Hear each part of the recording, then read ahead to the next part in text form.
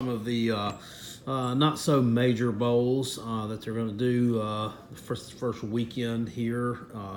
Starting tomorrow, they got some games starting tomorrow at 1 o'clock, and they'll continue on through the day. The games I'm going to do here, I have got 7 of them, and all of these are games that will starting up the day after Christmas, the 26th. So let's jump into it. Utah is taking on West Virginia in the Heart of Dallas Bowl. Utah is a 7-point favorite against the West Virginia Mountaineers. I'm going to look for the Utes to cover the spread in this game and win it. West Virginia is without their quarterback. Will Greer won't play, broke his finger against Texas. If you look back at the records for the season, West Virginia is 7-5. Utah finished up 6-6. But Utah lost to Stanford by only 3 points, lost to USC by 1 point, and lost to Washington by 3 points. So they were hanging right in there with some of the better teams in the Pac-12. West Virginia, that 7-5 record, all the success there came with Greer as the quarterback. So he's out. Their chances for survival in this game probably not that good. I'm going to look for the Utes to win the Heart of Dallas Bowl, which is unfortunate that he can't play in that game, because if he were, it would be a much different story, in my opinion. Duke, the Blue Devils, taking on NIU, Northern Illinois, the Huskies, in the Quick Lane Bowl in Detroit. This is kind of a surprising one here at pick, and I went out on a limb on this one. NIU finished up the season 8-4.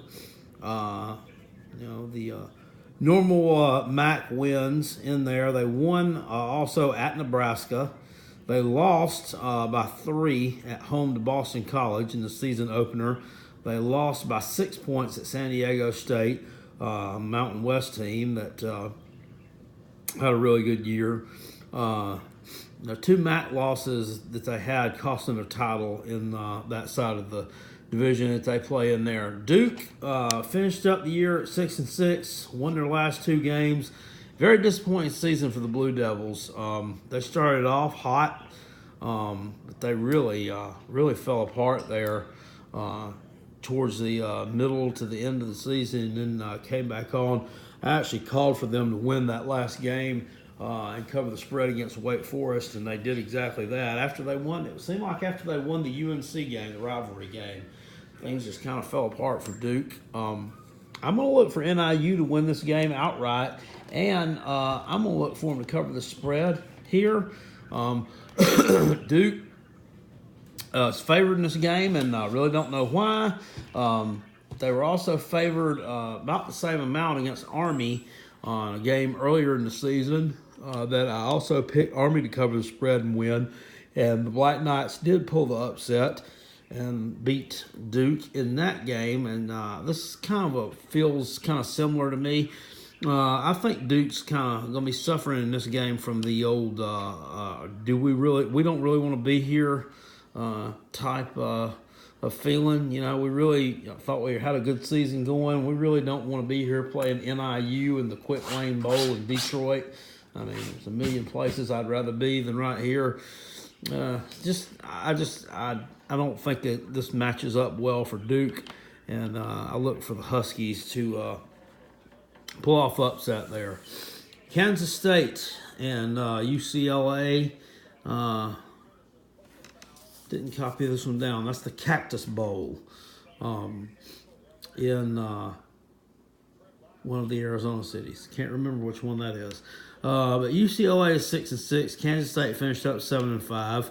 K-State won 4 of their last 5 after they dropped the previous 3. They lost to Oklahoma, but by only 7 points. They lost to Texas in overtime. Everybody they played tough. Their wins have been close wins. No real blowouts. There are losses. Most of those have been close losses. They also lost to Vanderbilt by 7 points, which is kind of inexplicable to me. UCLA is 6-6. They're going through a coaching change right now. I don't believe that Chip Kelly will be leading them in this game. They are 2-point underdogs against Kansas State. And I look for the Wildcats to cover the spread here. Bill Snyder's done pretty well in bowl games, and he's been to plenty of them in his career. So nothing new here. UCLA has been up and down all season long. It's that 6-6 record would attest. And I'm going to look for the Wildcats to cover the spread here and win the Cactus Bowl. Southern Miss and Florida State.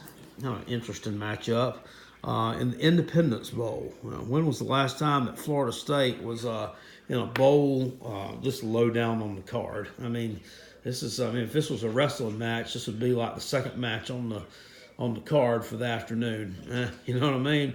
FSU's normally used to being booked in the main event cage match, but they're a curtain jerker this time. The Independence Bowl at Southern Miss, 6-6 record for Florida State, and they rescheduled that game against Louisiana Lafayette. It's a good thing that, or Louisiana Monroe, excuse me. Good thing they did, or they wouldn't be eligible for this.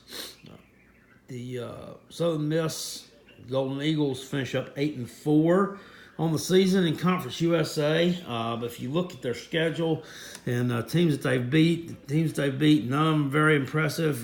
They don't have a whole lot of impressive wins, and they lost by 14 a few weeks ago to an absolutely horrid Tennessee team in Knoxville. Absolutely horrid, 24-10. I certainly think that Florida State's more than a point and a half better than Tennessee. So I'm going to take the Noles to cover the spread here. I think they got a new beginning, and this is where it's going to start. I think they are absolutely going to pound Southern Miss in this game. Don't know. Once again, we got a lot of these teams that have these coaching changes going on. I don't know if Willie Taggart will have anything to do with this game or not. Probably not, I would say, but I don't know exactly how that's going to work out. So I'm going to take, like I said, the Seminoles at any rate, whether Willie Taggart's involved or he's not. They'll win that game easily. Here, this is an interesting matchup. It should be one of the better ones of that week. Iowa is taking on Boston College in the Pinstripe Bowl, Yankee Stadium. The Hawkeyes are 3-point favorites over Boston College. They finished up the season 7-5. Boston College finished up 7-5. That's a surprising record for BC. I don't know that a lot of folks picked them to end up the year on a winning note, back in August, September, but they certainly did. Iowa, has had kind of an up and down year going on. Blowout win at home over Ohio State back at the beginning of November, I believe it was, but they were also blown out by Wisconsin the next week.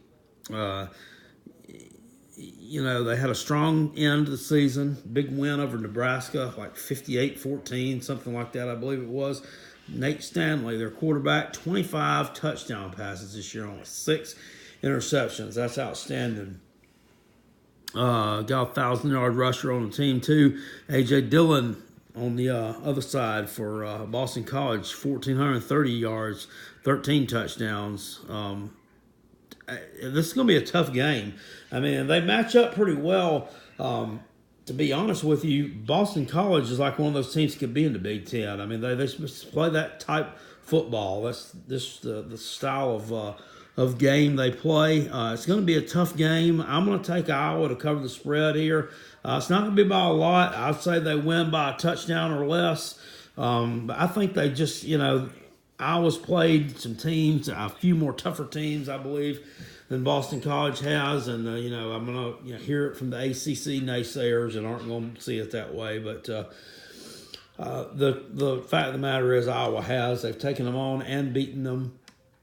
Ohio State, Penn State. They almost beat Penn State. It was like a 21-19 game early in the season. So I think Iowa has just enough to get over the hump here and beat Boston College in the Pinstripe Bowl. You also got to look here as far as like home field advantage type thing. I mean, who really has the home field advantage here?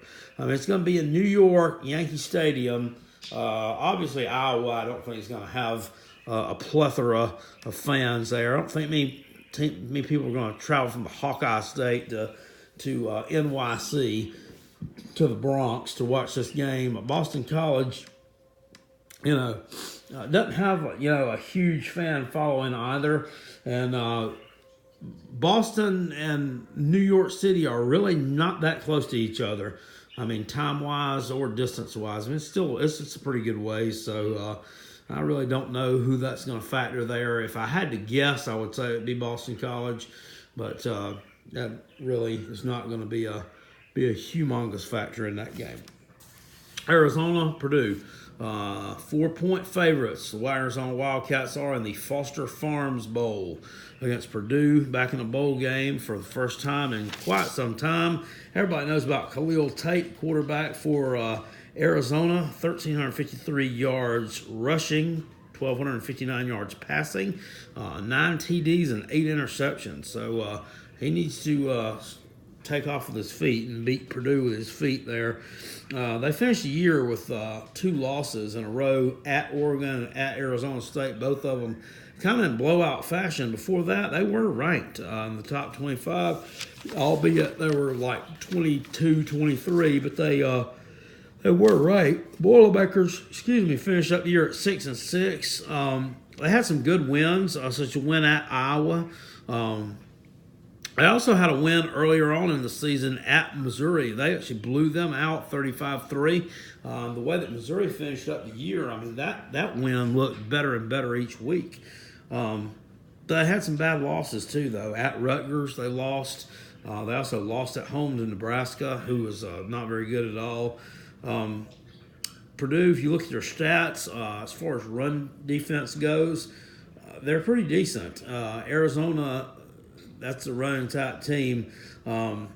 Arizona's going to win the game. I think they're going to cover the spread here. Once again, I don't think it's going to be a blowout, but I think there's just a little bit too much athleticism, a little bit too much explosiveness on that side of the ball for Purdue to deal with. But finishing up at 6-6, and what's probably going to end up being 6-7 in Jeff Brom's first year at Purdue is definitely a feather in his cap. I mean, come on, he almost got him the Tennessee job, right? Final game of the slate there, Texas versus Missouri in the Texas Bowl. 2.5-point favorites, the Missouri Tigers. These two teams are not strangers to each other. Actually played when both teams were in the Big 12. Texas finished up at 6-6. They have one of the better defenses in the Big 12. If you want to look back over their statistics, they definitely bear that out. Missouri finished up at 7-5. Believe it or not, they won 6 straight games in a row to end the season after they lost 5 straight. They were 1-5, and everybody was just leaving them for dead. And then they had a blowout win over the Idaho Vandals at home. And they followed that up going on the road. They blew out UConn. They beat up on Tennessee, Vanderbilt. The only thing about them is they have not beaten anyone with a winning record. Anyone with a winning record that some of the SEC teams that they beat up on were just already dead ducks. But they did beat them. I mean, and that is far worse than losing to those teams. So there's that. They blew out Florida. The only thing that concerns me is the last game of the season against Arkansas. That was too close for comfort. It's like a 48-45 win over an Arkansas team that had been giving up a ton of points. So that really didn't impress me a lot. But I'll take that and chalk that up to Missouri. And then at Arkansas having a home field advantage there, trying to win one for Brett Bielema. I will take Missouri to cover the spread against Texas here, guys. Check in for part 4 soon.